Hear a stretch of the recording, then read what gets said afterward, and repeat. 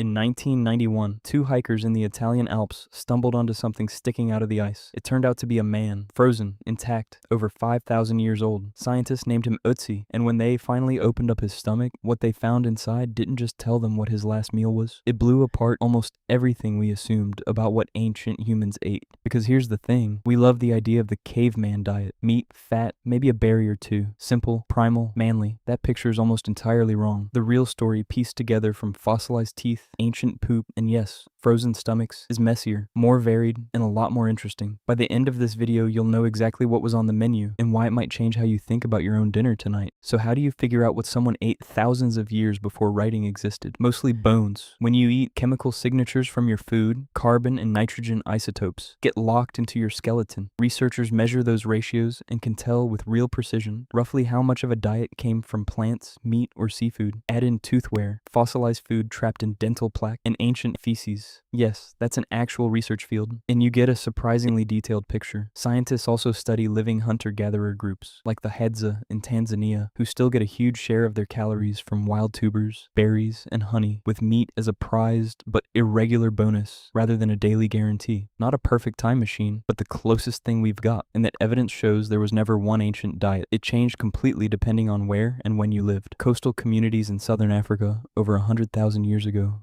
were cracking open shellfish by the thousands. Groups in the colder reaches of Ice Age Europe, including Neanderthals, show nitrogen signatures in some bone samples so high that researchers place them isotopically in the same range as wolves and lions. Meanwhile, in warmer regions, plants, tubers, and insects often made up the majority of daily calories. Speaking of insects, they weren't a desperate last resort. They were a reliable source of fat and protein that required no hunting skill and almost no luck. Honey was prized even more. Rock art thousands of years old shows people climbing cliffs and braving angry bees just to get it. And meals weren't scheduled.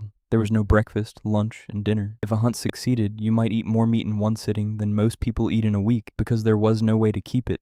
If it didn't, you went hungry, sometimes for days, and made up the difference with whatever plants or insects you could find nearby. Our bodies still carry the metabolic fingerprints of that boom and bust rhythm. We're not actually built for 3 perfectly timed meals a day. We're built for feast, then famine, then feast again. Some of it gets stranger. Cut marks on ancient animal bones show early humans cracking them open specifically to scoop out the marrow, and even the brain, among the fattiest, most calorie-dense parts of an animal, and a real prize when food ran short. At a handful of sites, archaeologists have even found cut marks on human bones consistent with cannibalism. Researchers still debate whether it was tied to survival during famine, ritual, or both. Not exactly the wholesome back to nature branding on a cereal box.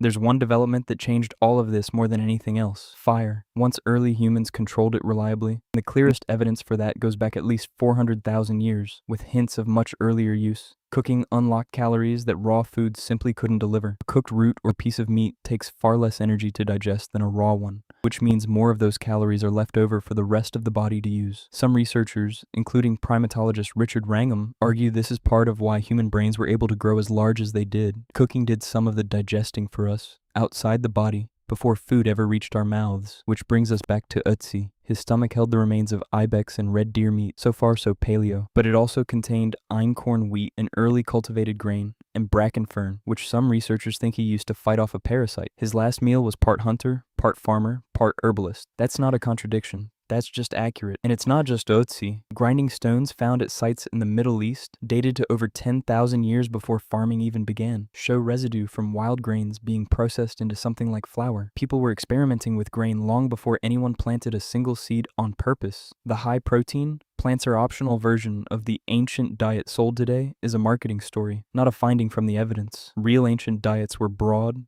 flexible, and stitched together from whatever the land offered this season. And here's the part that really flips the script. Around 10,000 years ago, humans started farming wheat, barley, rice, depending on the region. We picture this as an upgrade: stable food, permanent homes, the start of civilization. Skeletons tell a different story. Early farmers were frequently shorter than the hunter-gatherers before them, had far more cavities thanks to a diet suddenly dominated by starchy grain, and show more signs of nutritional stress and disease from crowded living. Look closely at the teeth of early farmers, and you'll often find thin horizontal grooves in the enamel, a marker called enamel hypoplasia, which forms when a child's body is under serious nutritional or disease stress while their teeth are still developing. Hunter-gatherer skeletons show this far less often. In a lot of measurable ways, Farming made individual health worse, even as it let populations grow larger than ever before. So what's the actual lesson here? Not that you should start eating insects or give up bread. Ötzi didn't follow a diet plan. He ate ibex because there was ibex, grain because there was grain, and bracken fern because he needed it. There was never one natural human diet to get back to. Our ancestors thrived by eating whatever their specific environment handed them. The real ancestral skill wasn't a fixed set of rules.